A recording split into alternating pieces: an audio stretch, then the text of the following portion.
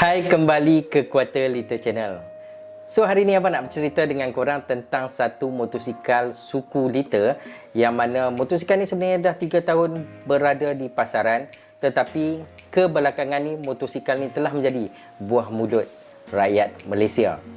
Honda CBR 250 WR. Tapi sebelum abang nak teruskan video ni guys, apa kata kita bagi laluan dulu untuk bumper ni. Sas.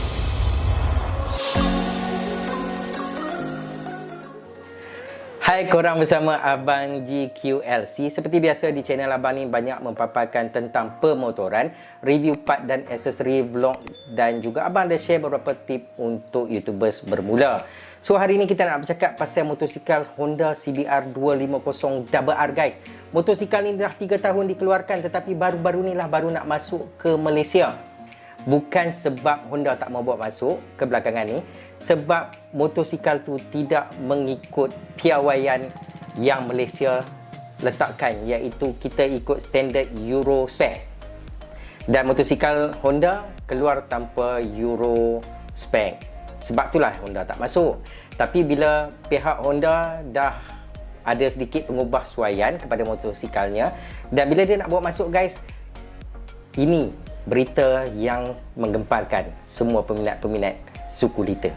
Sebab motosikal Honda yang nak masuk ni bukan lagi generasi pertama yang mana dijual di Indonesia ataupun di Jepun, malah pihak Honda memasukkan versi generasi kedua motosikal Honda CBR WR ni. Bila pihak Bonsiu Honda bersetuju untuk memasukkan generasi kedua ni adalah totally different daripada generasi pertama. Sebab generasi kedua ni dari segi enjin dia pun berbeza, dan juga look motosikal ini juga berbeza. Dan motosikal ni dihadirkan 4 variants. So variant nanti kita sentuh di bahagian belakang sikit guys. So dia ada tune beberapa aspek di motosikal ni yang menjadikan motosikal ni yang paling berkuasa dalam kelas dia. Dan yang paling menarik, Honda cakap horsepower dia meningkat. So sebelum kita nak rungkai 5 sebab kenapa korang kena buat pre-order Honda CBR 250 WR ni, sebab dia didatangkan dengan kapasiti enjin 249.7cc ataupun kita boleh cakap 250cc. Dia menggunakan 4 stroke 8 valve parallel twin 2 silinder enjin. Ini kita bercakap pasal 2 silinder. Jangan duk sentuhlah 4 silinder ke 3 silinder guys. 250 2 silinder. Okey, dan enjin dia juga didatangkan dengan sistem fuel injection system dengan menggunakan sistem penyejukan liquid, menggunakan sistem gearbox 6 kelajuan, dan dia menghasilkan 41 horsepower pada 13,000 RPM. Kalau kita tengok pada generasi pertama, motosikal ni hanya hadir dengan 38 horsepower. Tetapi kali ni dia telah meningkat 3 horsepower guys. 3 horsepower dengan enjin yang baru, dengan sistem yang baru. Nanti kita sentuh bab tu. Dan bukan itu saja, pihak Bonsiu Honda juga kata dia punya torque meningkat 2 Nm torque. Yang dulu 23, tapi sekarang 25 Nm torque pada 11,000 RPM guys. Awesome guys. Bukan itu saja, pihak Bonsiu Honda juga cakap motor ini dapat mencatat kelajuan pada 180 km/h. Dan pada ujian rider dalam keadaan tegak, motosikal ini dapat mencatat masa 6 saat untuk mendapatkan kelajuan sebanyak 100 km/h. Motosikal ni juga banyak ciri-ciri lain guys, tapi kita sentuh selepas ini. Okey, apa lagi yang menarik pasal CBR 250 WR ni guys? Ketinggian dia hanya setinggi 790 mm. So kalau tinggi macam abang ni, abang rasa macam tak ada masalah lah. Memang kaki cun-cun boleh letak kat ground guys. Daripada wheelbase dia hanya 1390 mm.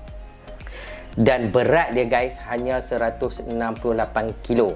Dekat sangat dengan pesaing dia, cuma dia lebih berat sedikit, 168 kg. Taklah berapa berat guys. Dan kalau kita tengok dari segi tangki dia, tank dia boleh memuatkan sebanyak 14 liter. Di bahagian hadapan dia menggunakan 310 mm disc brake Dan juga di bahagian brake belakang dia menggunakan 200 mm di bahagian brake belakang.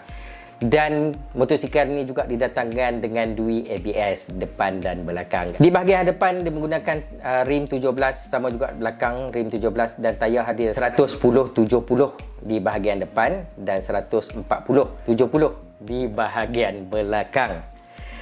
Di bahagian depan juga dia menggunakan sistem USD fork, dan juga di bahagian belakang dia menggunakan adjuster monoshock. Menarik kan?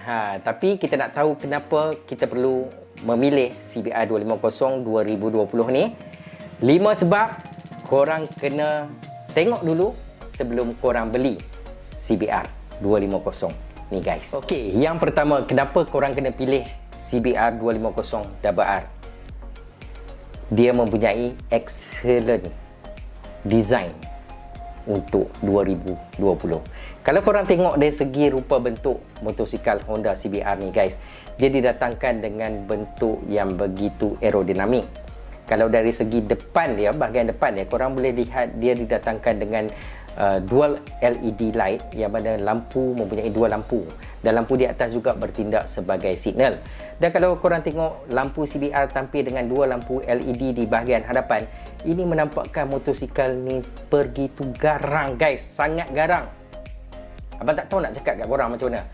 Korang tengok depan-depan motosikal ni, dia memang different dia punya look. Dia memang orang cakap, kalau tahun 2020 ni, inilah motosikal yang mempunyai cutting sport bike yang menarik. Bila kita bercakap pasal sport bike ni juga, korang boleh memandu motor ini setiap hari. Kalau korang bawa sport bike, kalau korang nak bawa hari-hari ni boleh ke guys? Kan biasanya orang guna sport bike ni macam weekend bike kan. Macam abang lah, abang guna weekend. Tapi kalau sport bike, korang boleh guna dia sebagai commute bike, ataupun korang boleh guna untuk daily ride. Korang boleh pergi kerja, balik kerja, nak pergi berjalan dan sebagainya. So motosikal ni didatangkan dengan rupa bentuk yang cantik, look yang sangat menawan, dan aerodinamik yang sangat padu. Fact yang kedua, kenapa korang kena beli CBR 250 R ni? Sebab motosikal ni telah didatangkan dengan enjin yang berkapasiti 250cc dan dibekalkan sebanyak 41 horsepower guys. 41. Korang nak dapat motor 250. Even abang ada sebiji R3, horsepower dia pun lebih kurang 43 horsepower, 300cc. Tapi korang dapatkan 250 standard bike 41 horsepower. Oh my gosh. Dan 25 Nm torque guys. Motor ni confirm sangat powerful guys. Confirm sangat powerful. Inilah fact kedua kenapa korang kena buat booking CBR 250, sebab dia didatangkan dengan enjin yang sangat berkuasa guys. Okey, fact yang ketiga, kenapa korang kena pilih CBR 250 R ni? Sebab dia punya kokpit. Korang boleh tengok di bahagian hadapan, kokpit dia sangat-sangat nampak racing. Bukan itu saja, dia didatangkan dengan odometer yang kita cakap sangat menarik, full digital, yang mana korang boleh kontrol korang punya odo speed, korang punya digital clock, dia punya speed limiter dan sebagainya, semua dalam bentuk digital. Dia punya gear indicator ada clock digital, lepas tu dia ada odo time lap, tak salah bang. Korang ke contohlah ke lintas Sepang, korang nak buat korang punya timer kan, lap time korang boleh set di meter dia. Dan meter dia juga orang cakap macam dia inspired daripada motosikal 1000cc Honda. Menarik kan? Sekarang ni korang tengok motosikal 1000cc, korang tengok 250, korang tengok dekat meter dia, korang dapat inspirasi seperti berada di atas motor little bike guys. Itu tips nombor 3 guys. So itulah sebabnya korang kena buat booking motosikal Honda ni. Okey, fact yang keempat, kenapa korang kena pilih sangat ataupun buat booking ataupun nak tengok orang cakap suku little bike ni? Kenapa Honda CBR 250? Sebab ni abang nak share dengan korang kenapa CBR 250 guys. Sebab motosikal ni hadir dengan ride by wire throttle, yang mana pihak Honda telah masukkan throttle ride by wire. Ini membolehkan motosikal ini mempunyai riding mode. Dan motosikal ini juga hadir dengan 3 riding mode, iaitu pertama comfort, dia ada sport, dan dia juga ada sport plus. Dan kalau korang nak bawa secara agresif, abang percaya korang tentu akan menggunakan Sport Plus dia, sebab dia akan deliver semua power motosikal ni guys. Korang akan rasa motosikal ni memang sangat awesome bila korang berada di dalam keadaan yang agresif. Tapi janganlah bawa agresif kat jalan raya guys. Kalau nak agresif, pilihlah track. Bukan itu saja, motosikal ni juga hadir dengan USD fork yang menampakkan motosikal ni guys.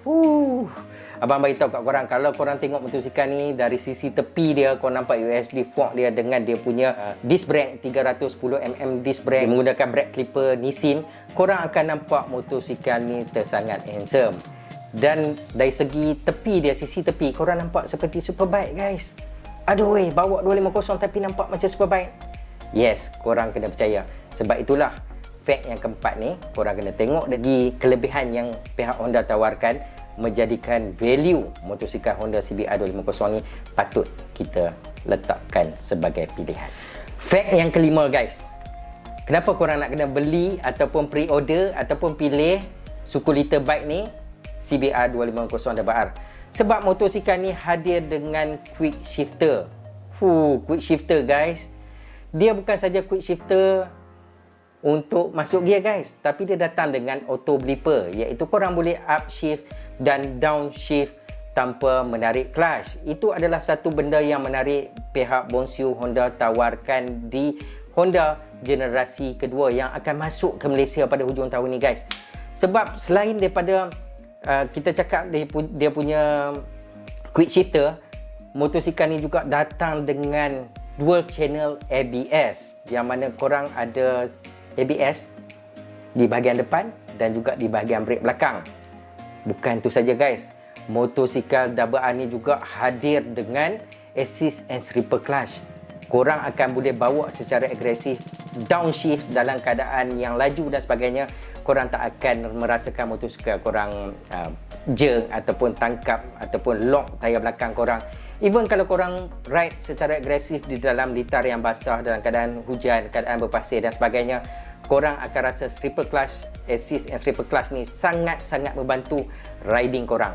Okay guys, itulah 5 faktor yang kenapa korang kena memilih CBR 250 WR. Bagi pendapat peribadi abang rasa motosikal ni sangat-sangat didatangkan dengan spek yang sangat-sangat bagus. Dan motosikal ni mempunyai ciri-ciri ataupun kelengkapan yang sangat moden. Dan korang boleh juga menggunakan motosikal ni untuk daily commute korang. Even di waktu hujung minggu, kalau korang nak bawa ke trek ataupun nak bersiar-siar, motor ini sangat sesuai.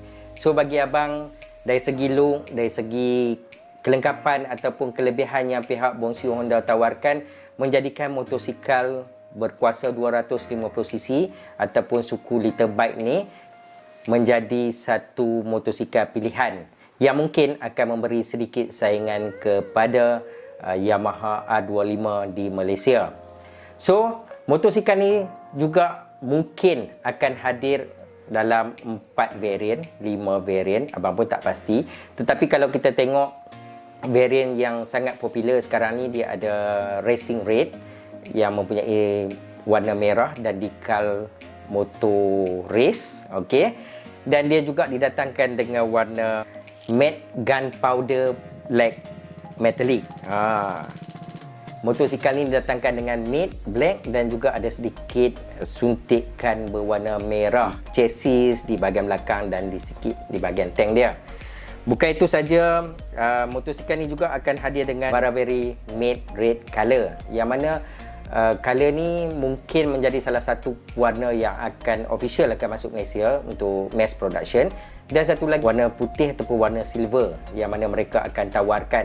Tetapi abang rasa satu warna special edition tak mungkin akan masuk ke Malaysia, sebab itu adalah edisi di Indonesia, yang mana Garuda Plus Samurai. Walaupun design dia di sebelah kanan berbeza, di sebelah kiri berbeza, tetapi abang rasa special edition tu hanya akan dijual di Indonesia saja.